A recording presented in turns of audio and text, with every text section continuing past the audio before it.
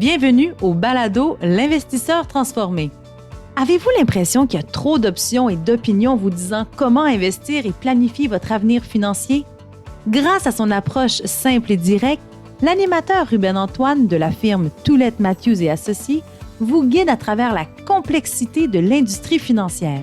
Les sujets abordés dans ce balado vont transformer votre expérience d'investissement et augmenter vos chances de devenir libre financièrement pour toujours. Bonne écoute! Bonjour à tous et à toutes. J'espère que vous passez un bel été. Et je vous remercie en fait de prendre du temps alors que vous pouvez profiter des journées ensoleillées pour écouter le podcast L'Investisseur transformé. Mon nom est Ruben Antoine, je suis votre animateur d'habitude. Et aujourd'hui, on va parler de droit familial pour les conjoints de fait, les couples non mariés. Parce qu'au Québec, environ 40% des couples ne sont pas mariés et c'est le pourcentage le plus élevé au Canada. Et nous sommes même un chef de file là-dessus dans le monde. Mais quand on regarde les règles légales actuelles, il y a plusieurs protections juridiques qui sont offertes par toutes les règles de patrimoine familial, de séparation de biens, de paiement de pensions alimentaires en cas de rupture. Mais ces règles-là ne s'appliquent pas aux couples non mariés. C'est juste pour les couples qui sont mariés. Donc, on pourrait se demander, qu'est-ce qui se passe lorsque des conjoints non mariés se séparent? Est-ce qu'il y a moyen de se protéger soi-même, de protéger sa famille, de protéger ses biens? Donc, pour adresser ces questions, on est vraiment choyé aujourd'hui, parce qu'on n'a pas juste un invité, mais on va être plutôt accompagné de deux experts invités, soit Anna-Maria Zuelaga et Sandrine Dagenet, qui sont toutes les deux avocates en droit familial pour le cabinet TCJ, Terrien Couture Jolicoeur. Cet épisode est la partie 1 d'une série que nous faisons sur le droit familial parce qu'il y a eu récemment des développements qui ont ouvert la voie à de nouvelles possibilités, en fait des droits additionnels pour les conjoints de fait. Puis par là, je fais référence du nouveau régime d'union parentale qui rentre en vigueur possiblement dans quelques jours. Et justement, c'est tellement important, ça vient tellement avec des changements pour les conjoints non mariés qu'on pense que c'est primordial aussi d'approfondir ce sujet-là. Et c'est ça qu'on va faire dans la partie 2 de la série, donc le prochain épisode qui va sortir dans quelques semaines. Pour aujourd'hui, Anna-Maria et Sandrine vont nous expliquer les éléments essentiels que les couples non mariés doivent connaître en matière de séparation et de partage des biens. Nous allons discuter de la différence entre les conjoints de fait et les époux mariés, du déséquilibre qui existe entre les protections offertes aux couples mariés et non mariés, mais aussi des protections juridiques qui sont en ce moment disponibles pour les conjoints de fait selon les lois actuelles. Donc, une bonne écoute à tous et à toutes. Bonjour Sandrine, bonjour Anna-Maria, bienvenue sur le podcast L'Investisseur transformé aujourd'hui. Bonjour Ruben. Bonjour Ruben, merci beaucoup de nous avoir invités. Ça fait plaisir. On est vraiment choyés aujourd'hui, moi-même et l'audience, parce que c'est très rare qu'on est aussi chanceux d'avoir deux personnes, deux invités sur le même épisode, deux expertes aussi. Donc, on se sent vraiment privilégié et on apprécie. Avant qu'on rentre dans le vif du sujet, qui est de parler du droit familial dans un contexte de couple non marié, on va commencer par faire connaissance. Donc, j'aimerais demander à chacune d'entre vous de, s'il vous plaît, nous parler un peu de vous, ce que vous faites professionnellement, un peu sur votre parcours. Oui, peut-être que ça va être un petit peu plus simple que dans certains cas, puisque Anna-Maria et moi, on a la même pratique. Anna-Maria a par ailleurs été ma maître de stage lorsque j'étais en début de pratique, donc on s'est vraiment suivis de proche. Je peux peut-être commencer à Anna, puis on complète ensemble un peu. On est avocate en droit de la famille, en droit de la personne et en droit des successions. Ce que ça veut dire concrètement, c'est qu'on traite de tous les incidents de la vie d'une personne, donc de sa naissance jusqu'à son décès. Ça implique donc, dans un premier temps, le droit des personnes. Le droit des personnes au moment de la naissance, donc on imagine toutes les questions de filiation, les questions même d'émancipation d'un mineur, de changement de nom, d'autorisation de soins. Donc, ça passe sur un vaste champ d'expertise qu'on a au moment même de la naissance d'un enfant, avant même qu'il commence à contracter pour un mariage ou n'importe quel autre droit. Il y a également des questions de tutelle, de régime de protection pour les mineurs et pour les majeurs. Ça fait en sorte qu'on collabore avec d'acteurs externes aussi, là, par exemple des travailleurs sociaux, des médecins, des psychologues. Donc, on est appelé à être en concomitance avec plein d'acteurs de la vie d'une personne. Ça, c'est vraiment juste même au niveau du mineur. Donc, avant même qu'on rentre dans les notions de droit de la famille, je sais qu'Anna-Maria, elle, est une experte un peu plus aguerrie que moi au niveau du droit de la famille. Peut-être qu'elle peut vous expliquer aussi qu'est-ce qu'il y en est là-dessus. En fait, ce qui concerne le droit de la famille, moi, personnellement, je pratique dans ce domaine-là. Je vous dirais, là, 80% dans ma pratique, c'est le droit de la famille. Je pratique depuis maintenant 10 ans.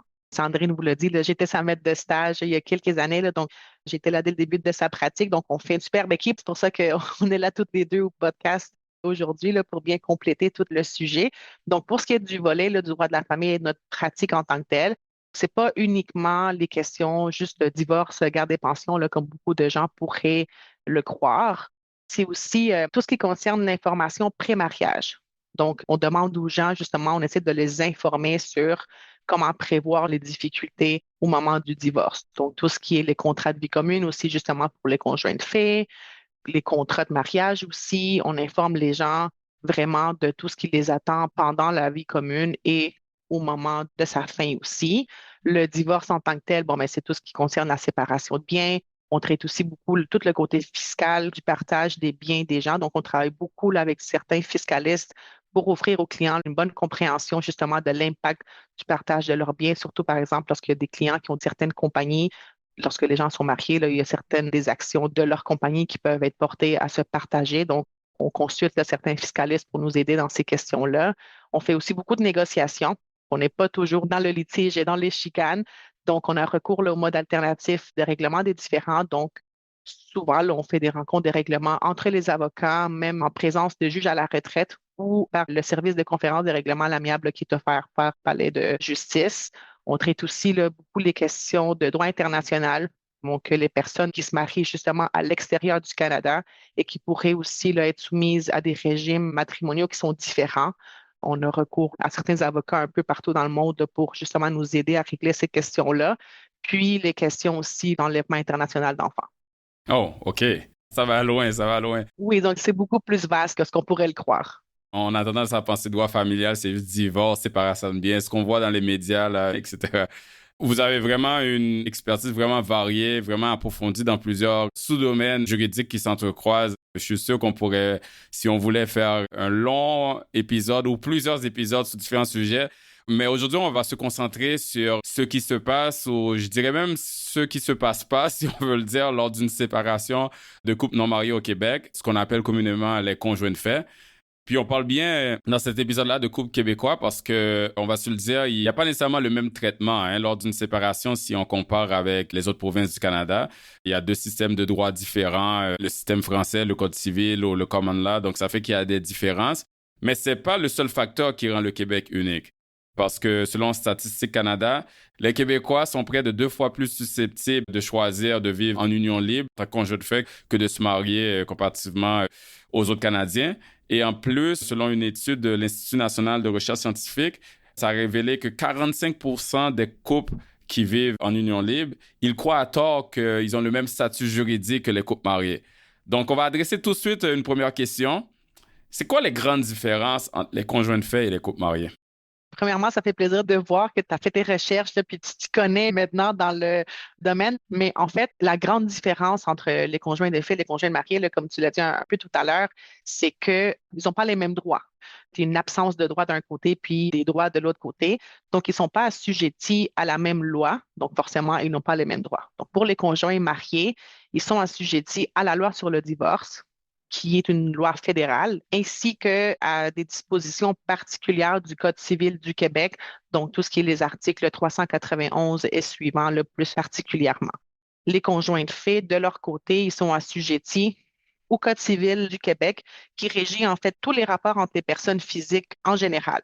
Donc, le fait que les conjoints de fait soient en couple ne fait aucune différence entre leurs rapports et les rapports entre deux voisins, par exemple. Lorsqu'on arrive à une séparation et on veut partager, par exemple, le condo où on habitait, le droit du conjoint de fait versus le droit de deux amis qui ont acheté un condo ensemble, ce sont les mêmes droits. C'est pour ça que je vous dis, là, donc, ils sont assujettis au Code civil du Québec qui régit en fait tous les rapports entre les personnes physiques, qu'elles soient en couple ou pas.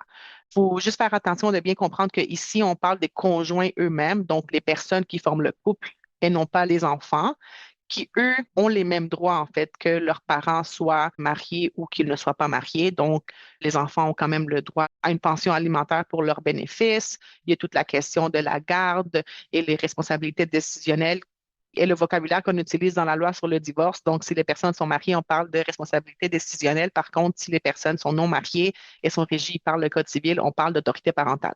Mais ça concerne en fait toutes les décisions là, concernant les enfants. Donc, toutes ces questions-là sont les mêmes que les enfants soient des enfants d'un couple marié ou pas marié.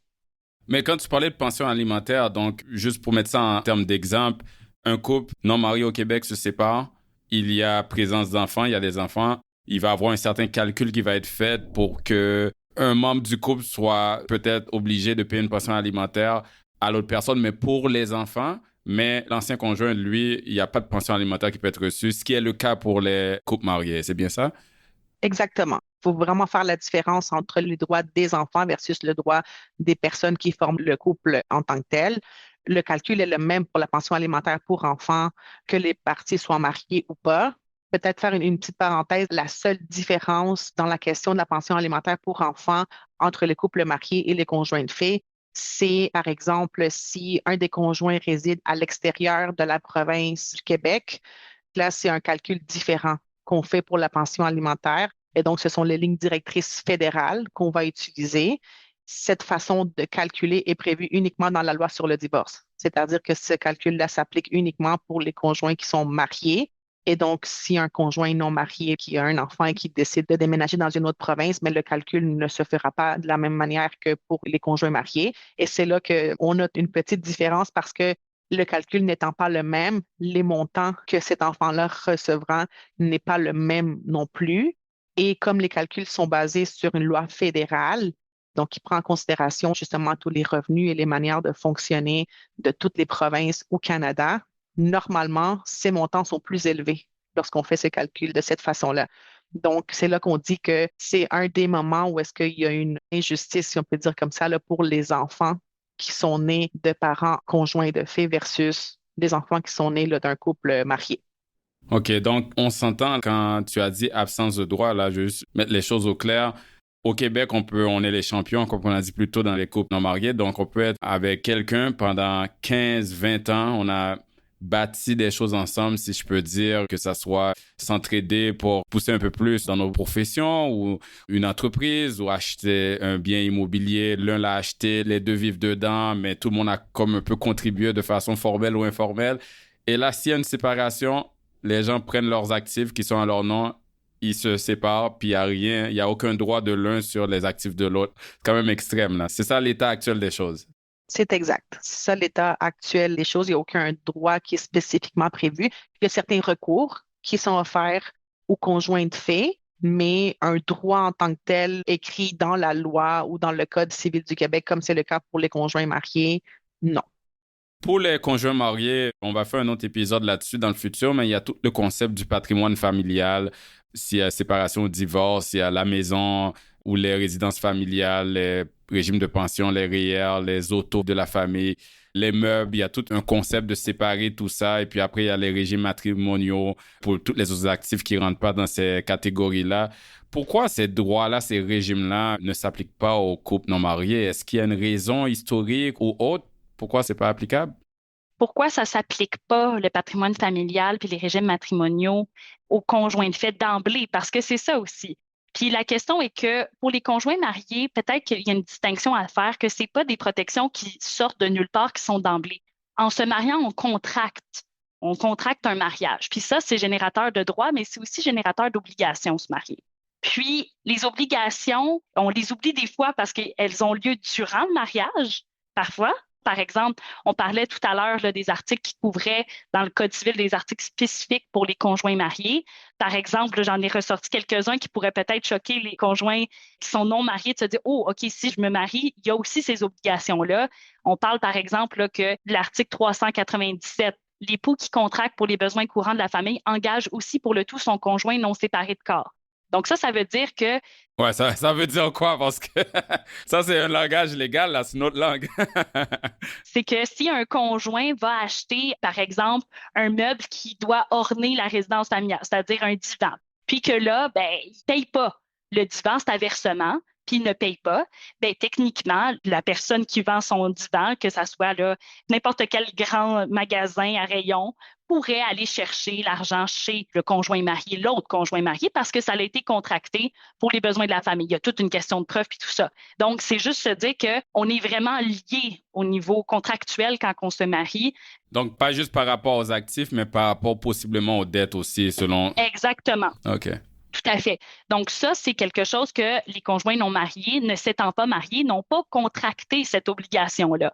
Mais ils peuvent le choisir de le faire. Ils peuvent, parce qu'au Québec, pour répondre à la question initiale, pourquoi le patrimoine familial puis les régimes matrimoniaux ne s'appliquent pas aux conjoints de fait? C'est parce qu'on mise beaucoup sur la liberté de contracter. Ça fait partie de ce qui est vraiment l'esprit du Code civil, c'est qu'on a toute la liberté, on a un consentement qui est libre et éclairé de choisir à quoi on veut s'astreindre en matière d'obligations. Et générateur de droits par le même fait, généralement. Donc, les conjoints non mariés peuvent, par exemple, choisir eux-mêmes de prévoir dans un contrat, par exemple, un contrat de vie commune, d'appliquer les règles du patrimoine familial, ça c'est déjà vu, puis de reprendre presque textuellement les articles du patrimoine familial, puis de les appliquer pour eux, de prévoir une pension alimentaire pour ex-épouse. On disait que c'était pas possible au sein de la loi sur le divorce parce que ça s'applique juste pour les conjoints non mariés. Par contre, peuvent prévoir une modalité de compensation s'il y a séparation pour les conjoints non mariés. Donc, ils peuvent choisir ça. Donc, à la base, conjoint non marié, il n'y a aucun droit. Mais comme tout contrat qu'on peut signer par rapport à n'importe quoi, deux personnes peuvent s'entendre et signer un contrat de vie commune, une entente, puis choisissent les protections et choisissent les droits. Est-ce que c'est quelque chose que vous voyez? Est-ce que c'est commun? Est-ce qu'il y a beaucoup de personnes qui le font? Pour parler de ma propre pratique à moi, j'ai pas vu beaucoup cette préparation-là moi-même. Par contre, je dis pas que c'est impossible. Souvent, les gens vont peut-être aller rencontrer un médiateur, peut-être même aller voir un notaire, parce que la notion d'avocat, des fois, ça peut effrayer de dire on va aller consulter un avocat en droit de la famille. Malheureusement, on a encore des fois, d'un point de vue sociétal, cette pensée-là qu'aller consulter un avocat, c'est le début de la fin, alors que nous, ce qu'on essaye de mousser, c'est que finalement, c'est juste pour se préparer puis pour être sûr qu'on contracte, comme si on allait acheter une maison, par exemple, puis on faisait la visite pour s'assurer que tout est conforme. Bien, ce serait la même chose quand on décide de faire un contrat d'une telle ampleur avec quelqu'un avec qui on partage sa vie puis tellement de choses. Je voulais ajouter aussi, tu l'as dit au début là, du podcast, je pense que c'est 45% des conjoints de fait qui sont sous l'impression qu'ils ont les mêmes droits que les conjoints mariés. Donc, je pense qu'il y a aussi un manque d'information auprès du public. Puis, c'est quelque chose qui est super important, puis que nous, en tant qu'avocats, on essaie de justement inciter les gens de justement venir nous voir avant, parce que souvent, les gens lient la notion d'avocat à une chicane, justement à un divorce, à un litige. Mais non, on leur demande de venir nous voir avant, justement, pour s'informer de leurs droits. Et c'est de cette façon-là qu'ils vont pouvoir se protéger. Donc, la plupart des gens ne font pas un contrat de vie commune, non pas parce qu'ils ne veulent pas, mais souvent c'est parce qu'ils ne savent pas qu'ils en ont besoin. Ils pensent qu'ils sont couverts par la loi, mais donc ce n'est pas le cas. Le 55% restant de la population qui sont au courant justement du fait qu'ils n'ont pas les mêmes droits, ces gens-là viennent nous voir et nous, on rédige justement les contrats de vie commune. On travaille avec les notaires qui vont venir notarier cet acte-là. Mais je vous dirais que bien que les notaires peuvent eux-mêmes rédiger les contrats de vie commune, je conseille fortement aux gens de venir voir un avocat qui pratique en droit de la famille pour venir voir justement est-ce que ce qu'ils ont prévu, est-ce que ces articles-là sont valides. Parce que suffit pas juste de faire un contrat de vie commune, il faut aussi prévoir est-ce que ça pourrait porter un litige à la fin. Donc, lorsqu'on va venir exécuter ce contrat-là, est-ce qu'il y a des clauses qui pourraient, par exemple, être contre l'ordre public? Est-ce qu'il y a des choses que, justement, on n'a pas le droit de prévoir dans un contrat que ces gens-là ont prévu parce qu'ils ne savaient pas que c'est contre l'ordre public? Ce sont des choses que les avocats en droit de la famille comme nous, on va être en mesure de comprendre puis de leur expliquer. Je suis complètement d'accord avec toi, Anna-Maria, quand tu dis que les gens devraient aller vous voir plus en avance, plus prévoir que d'essayer d'attendre qu'il y ait des problèmes pour aller consulter un avocat. Des fois, on associe avocat quand il y a un problème, quand on s'entend pas. Parce que c'est beaucoup plus facile de discuter. On s'entend, c'est pas des discussions le fun. Quand tout va bien, on est en couple, on est en amont, puis on doit parler au cas d'une séparation, qu'est-ce qui devait arriver. Mais vaut mieux avoir cette discussion-là quand justement on s'aime, puis il y a de l'harmonie, même si c'est un peu inconfortable, que quand justement on se déteste. c'est beaucoup mieux, c'est le meilleur moment d'aller voir des gens et de se faire conseiller, de se faire accompagner, de s'entendre pour établir qu'est-ce qui pourrait arriver, même si on ne souhaite pas s'il y a une séparation, définitivement. Donc, justement, étant donné que le contrat de vie commune, c'est une protection en tant que telle que les conjoints de fait peuvent appliquer, est-ce qu'il y a d'autres protections juridiques qui sont disponibles, justement, au Québec pour les conjoints de fait? C'est sûr qu'elles sont disponibles dans l'optique où elles sont disponibles pour tout le monde qui est en mesure d'exercer ses droits civils.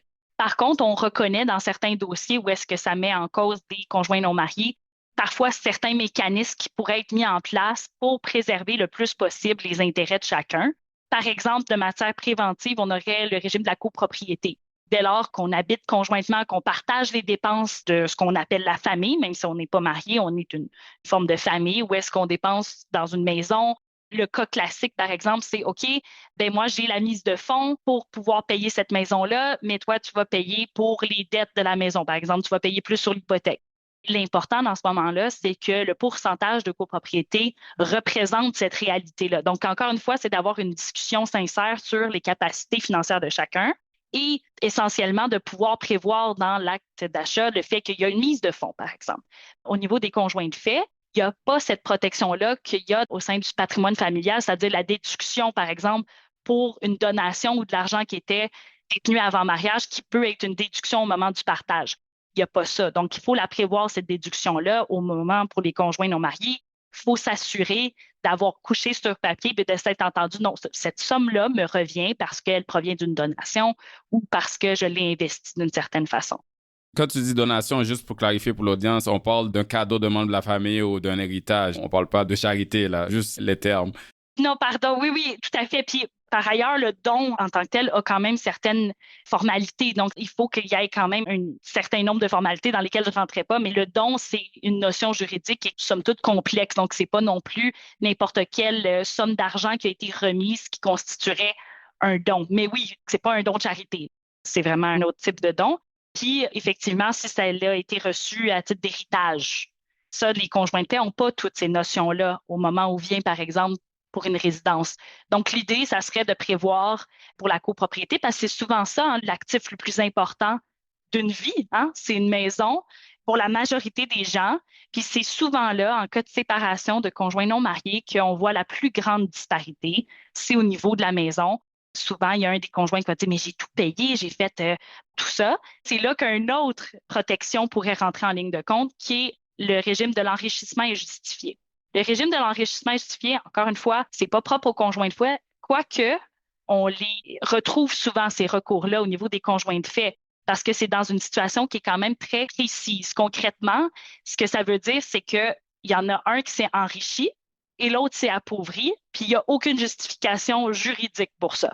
Et ça semble simple, un peu comme adage, mais dans les faits, ça peut être un peu plus complexe. Donc, par exemple, on reprend le cas de la maison. La maison est détenue à 100% par un des conjoints de fait, mais par exemple, la dette a été assumée durant l'union par l'autre conjoint. Parce que bon, t'habites ici, tout ça, paye telle chose, je paye l'épicerie. Bon, c'est une preuve qui est ardue à démontrer parce qu'il faut que ça soit injustifié, il faut qu'il y ait eu un enrichissement et de façon corrélative, un appauvrissement. C'est là que des fois, ça peut être plus difficile à démontrer. Donc, ça serait un cas, par exemple, qui pourrait être fait. On peut aussi penser d'un apport dans la compagnie d'un des conjoints. Souvent, on voit ça dans certaines relations où est-ce qu'il y a un des conjoints qui opère une entreprise ou qui a un travail, puis l'autre va laisser son emploi pour pouvoir l'épauler sans être vraiment rémunéré parce que c'est l'argent de la famille. C'est là qu'il y a un appauvrissement parce que l'autre n'a plus d'emploi, mais à la fin de l'union, n'a pas les droits qu'un conjoint marié pourrait aspirer à avoir. Donc, l'enrichissement injustifié peut être utilisé pour ça. Mais justement, on va dire qu'on prend ton cas où j'habite dans une maison, la maison est à mon nom, la maison augmente de valeur, donc je m'enrichis. Ma conjointe, de fait, on s'est entendu, on a séparé les dépenses de la famille.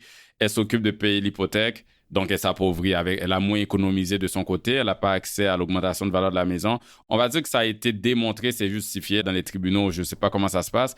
C'est quoi l'impact après s'il y a une séparation? Est-ce que ça veut dire que dans cette situation, je dois quelque chose à mon ancienne conjointe parce qu'il y a eu enrichissement, appauvrissement? En fait, ça nécessite absolument une demande qui doit être faite. Puis il y a une prescription aussi.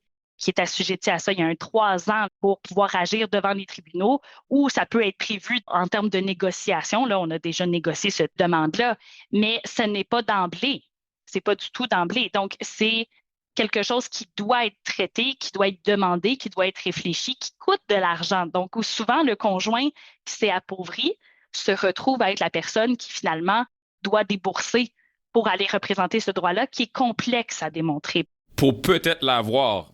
Peut-être l'avoir, puis après, la quantification d'un enrichissement puis d'un appauvrissement, c'est tout un système qui est assez complexe à démontrer. C'est pas impossible. Les tribunaux sont de plus en plus flexibles là-dessus, mais c'est quand même une preuve qui nécessite plusieurs aspects, puis ça peut être long, puis les tribunaux, parfois, ça peut en effrayer suffisamment pour qu'ils ne veulent pas aller se présenter pour obtenir compensation.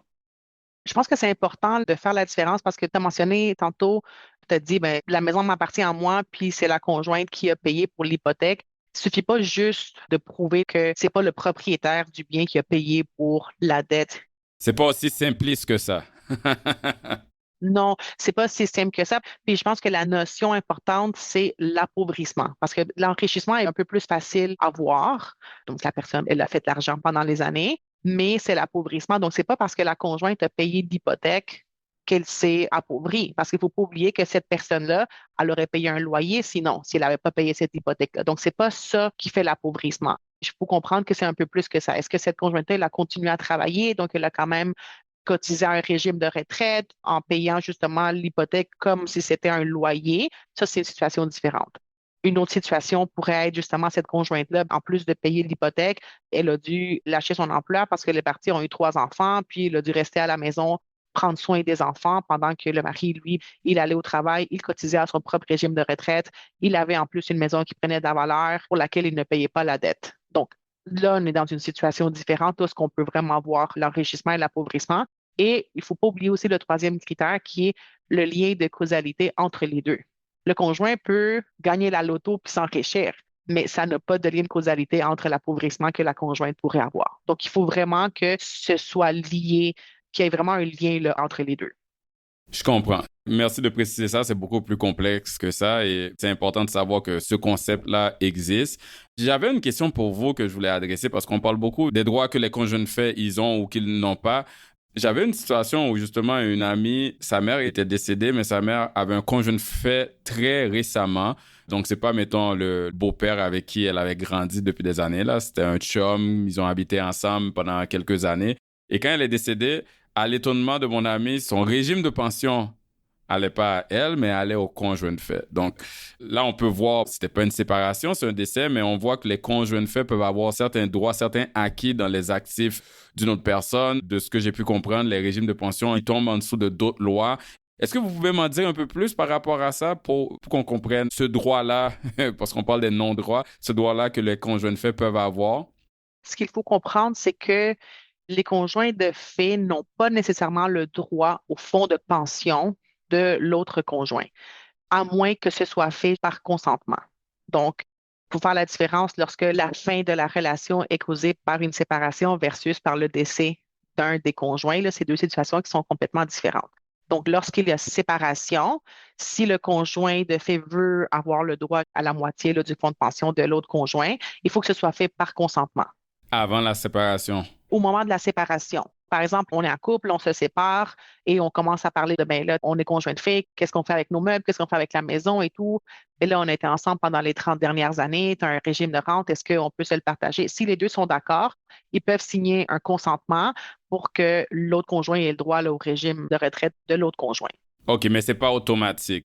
Il faut que ce soit fait de consentement. C'est pas automatique, exactement. J'ai pas un droit de, bon, ben, je me sépare, je fais une demande et je vais l'avoir, contrairement justement aux conjoints qui sont mariés, là, parce que les régimes de retraite font partie du patrimoine familial qui est en plus d'ordre public. Donc, on ne peut pas y renoncer d'avance à ces droits-là. Donc, c'est ça la différence. Par contre, ce que les conjoints de fait ont le droit, c'est à la rente du conjoint survivant du régime des rentes du Québec. Ça, lorsque la séparation est causée par le décès d'un des conjoints, oui, le conjoint survivant, ben, il a le droit de recevoir cette rente du conjoint survivant.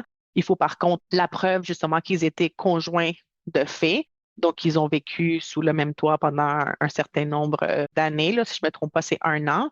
Puis, je voudrais juste profiter de cette occasion de ce sujet-là pour spécifier que c'est super important de consulter la définition de conjoint de fait qui varie selon les lois ou les programmes là, qu'on peut voir. Donc, par exemple, pour les questions fiscales, donc pour tout ce qui est la déclaration d'impôt, conjoint de fait, c'est un certain nombre de temps. Pour la rente du conjoint survivant du régime de rente du Québec, la définition de conjoint de fait, elle est différente aussi. Même lorsque je disais tout à l'heure qu'on peut, de consentement, partager le fonds de pension, la définition de conjoint de fait varie entre le régime de pension québécois versus le fédéral. Donc, c'est super important là, de vérifier la définition du conjoint de fait là, selon la loi ou le programme qu'on cherche à appliquer. Très bon point, merci d'adresser ça. Sandrine, Anna Maria, comme vous savez, on fait un podcast sur le droit familial, sur les séparations, dans ce cas-là, des couples non mariés. On ne peut pas faire un podcast sur ce sujet-là sans parler de l'affaire très, très connue, Eric versus Lola, qui est une cause qui est allée jusqu'à la Cour suprême. Est-ce que vous pouvez nous en dire un peu plus sur cette cause-là et comment ça a influencé le droit familial, l'équilibre ou le déséquilibre entre les couples mariés et non mariés? Alors, je dirais que ce cas-là est l'illustration sensationnaliste de plein de situations que les gens au Québec vivent. Au final, on parlait d'un couple dont il y avait un multimillionnaire, voire peut-être même milliardaire, avec une conjointe qui avait un revenu plus modeste, voire pas de revenu. On rapporte ça à des patrimoines plus communs. On parle par exemple d'un conjoint qui fait 100 000 par année et de sa conjointe 30 000 par année, vont se retrouver face à ce même problème-là qu'il y avait dans Éric contre Lola, c'est-à-dire qu'il n'y a pas de pension alimentaire pour ex-conjointe ou conjoint. C'est ça le core de ce dossier-là, c'était la compensation au niveau alimentaire pour Lola dans ce cas-là. Ce couple avait des enfants. Aujourd'hui, si on avait un dossier de ce type-là, ça serait probablement différent avec le nouveau régime d'union parentale qui est à être appliqué parce que là, il a été incorporé, mais il va être appliqué dans les prochaines semaines. Mais pour revenir à Éric contre Lola, la grande disparité était au niveau des revenus des parties, le mode de vie des parties. Donc, la seule compensation, si on peut dire ainsi, que Lola pouvait obtenir, c'était pour le bénéfice de ses enfants, comme on a discuté précédemment. Ce cas-là vient vraiment illustrer tous les grands principes qu'on a touchés durant le podcast. C'est-à-dire que la Cour suprême a statué que la liberté de contracter prédominait sur la protection que le régime du mariage pouvait offrir, c'est-à-dire la loi sur le divorce, parce que ça provient de la loi sur le divorce, la notion alimentaire. Donc, c'est venu statuer qu'en défaut pour les parties d'avoir contracté un mariage, il n'y aurait pas cette protection-là qui est additionnelle pour l'ex-époux. Puis c'est ça qui était discuté dans ce dossier-là. Toutefois, la pension alimentaire pour enfants vient couvrir des besoins de base pour permettre aux enfants, chez le parent, par exemple, qui a plus de temps parental, ou dans le cas où est-ce que les parents ont un temps parental égal, s'il y en a un qui a vraiment une disparité de salaire, c'est pour venir rééquilibrer pour les enfants, mais pas pour les besoins personnels de l'ex-époux, contrairement à ce que la loi sur le divorce prévoit. Ça, en somme, ça vient résumer tout ce qu'on a discuté, les principes de liberté, les obligations et les droits que procure le mariage, puis à quel point les conjoints de fait, s'ils ne se prévoient pas à l'avance, ils n'auront pas ce droit-là additionnel. Comme tu as dit, ça confirme le fait qu'au Québec, des conjoints de fait n'ont pas beaucoup de droits. Mais tu as aussi mentionné qu'il y a récemment des nouveaux développements dans la loi, un nouveau régime d'union parentale. On va faire un autre épisode là-dessus, définitivement, parce que c'est très d'actualité. Mais est-ce que vous pouvez nous faire un survol rapide sur ce qui s'en vient? Je ne sais pas si tu en as entendu parler, là, mais c'est une nouvelle loi. Donc, ça s'appelle la loi sur la réforme du droit de la famille instituant le régime d'union parentale. Donc, c'est un nouveau régime que le législateur a décidé de venir créer justement pour protéger les conjoints de fait, donc les conjoints non mariés. Entre autres, ça vient créer ce qu'on appelle le tribunal unifié de la famille ainsi que certains droits pour des conjoints de fait qui ont des enfants. Donc, pour faire attention, il faut vraiment que ces conjoints-là aient des enfants. Je ne vais pas trop entrer en détail là, parce que je pense qu'on pourrait faire un épisode uniquement juste sur cette question-là, mais en gros, c'est vraiment la création d'un patrimoine d'union parentale qui pourrait ressembler au patrimoine familial pour les conjoints qui sont mariés, qui, normalement, là, cette loi devrait entrer en vigueur le 30 juin 2025.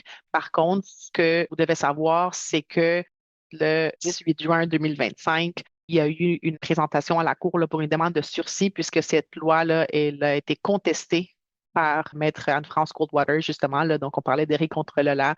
C'était Maître Goldwater qui avait institué cette demande. Et là, elle a fait une demande pour contester cette nouvelle loi. Elle a présenté une demande de sursis. Là. Donc, comme je le disais, la loi entrait en vigueur le 30 juin, mais selon la décision du juge suite à l'audience du 18 juin, cette loi pourrait avoir un sursis. Donc, cette loi pourrait ne pas entrer en vigueur le 30 juin là, comme prévu. Donc, certains droits pour des époux non mariés s'ils se séparent. Pour des conjoints non mariés, exactement. Donc, par exemple, la maison ou certains droits qui sont inclus dans le patrimoine familial pour les conjoints mariés, on vient les ajouter pour les conjoints de fait là, qui sont non mariés. Il y a aussi la question de prestations compensatoires qu'on vient ajouter, qui s'ajoute au recours de l'enrichissement injustifié que les conjoints de fait avaient déjà comme droit, mais qui s'appelait la prestation compensatoire pour les conjoints mariés. C'est pas exactement la même chose, là, mais c'est le même genre de recours, donc on vient le donner aussi aux conjoints de fait. Puis c'est pour les conjoints qui auront des enfants ou qui vont adopter des enfants après le 30 juin 2025. OK, donc avant ça, c'est tout ce qu'on a discuté aujourd'hui. C'est l'ancien régime, l'ancien, il va pas partir là, mais le régime actuel qui s'appliquerait si on a des enfants déjà, mais avant le 30 juin, puis on n'a pas d'autres enfants dans le futur, ou si on n'a pas d'enfants en ce moment. Exactement. Donc, la loi n'a pas d'application rétroactive. Par contre, cette loi permet aux conjoints de justement faire un contrat pour se soumettre à cette nouvelle loi. Donc, s'il y a des conjoints de fait qui ont déjà des enfants, ils peuvent signer un contrat pour venir se soumettre à cette nouvelle loi. Et donc, il y a des conjoints de fait aussi qui n'ont pas d'enfants, qui pourraient signer un contrat là, pour venir volontairement se soumettre aux droits que cette loi va venir procurer. Mais comme je vous l'ai dit, elle n'est pas encore entrée en vigueur. Elle a été contestée. Il y a eu une présentation à la Cour pour une demande de sursis, donc une demande de reporter l'entrée en vigueur de la loi jusqu'à ce que la contestation soit entendue par les tribunaux. Donc, on est en attente de connaître le résultat de cette décision-là. Écoutez, je connais pas grand-chose du droit familial, mais avec tout ce que me dites, c'est quand même excitant, hein? Il y a beaucoup de choses qui se passent. Je comprends pourquoi on ne doit pas s'ennuyer en tant que professionnel dans ce domaine-là. Anna-Maria, Sandrine, un grand merci d'avoir partagé toutes vos connaissances, toute votre expertise sur le droit familial pour les conjoints non mariés, sur l'état actuel des choses justement et sur ce qui s'en vient potentiellement. Donc, un grand merci pour ça. Merci beaucoup de nous avoir reçus. Oui, avant qu'on se quitte, est-ce que vous avez un mot de la fin ou une leçon à retenir ou juste une conclusion là pour l'audience avant qu'on se quitte? Au risque de nous répéter, venez nous voir avant qu'il y ait un problème. Dès que vous avez une question, au lieu peut-être d'aller consulter en ligne, de ne pas être certain de l'information, venez nous voir, prenez un moment, faites ça même en couple, sélectionnez ça. Faites-vous ce cadeau-là pour bien comprendre c'est quoi vos droits, c'est quoi vos obligations. Et au lieu de voir ça comme en vue d'une séparation, ça peut être aussi pour élaborer c'est quoi les principes que vous souhaitez avoir en couple, puis c'est quoi que vous voulez vraiment pour l'autre. Durant l'union, ça peut être aussi ça, puis ça peut être évidemment en cas de protection additionnelle. Donc, ça serait ça que je dirais. C'est plus de la prévention qu'il faudrait, puis on vous attend si vous avez besoin. C'est une très belle façon de finir le podcast. Merci beaucoup encore et à tous les auditeurs et auditrices. On se voit dans le prochain épisode où on va parler du nouveau régime du non parental. Donc, merci pour votre écoute. À la prochaine. Vous venez d'écouter L'Investisseur transformé, animé par Ruben Antoine. Veuillez visiter le site web tma-invest.com pour vous abonner au balado, demander une copie gratuite du livre L'Investisseur transformé et pour en savoir plus sur la façon dont notre firme aide les investisseurs à atteindre leurs objectifs financiers. Merci. Les investissements et stratégies financières doivent être évalués en fonction de vos objectifs personnels. Les auditeurs doivent alors effectuer leurs propres recherches et consulter un conseiller dans le domaine avant de prendre des décisions sur leur placement et finances personnelles avec les informations fournies dans ce balado.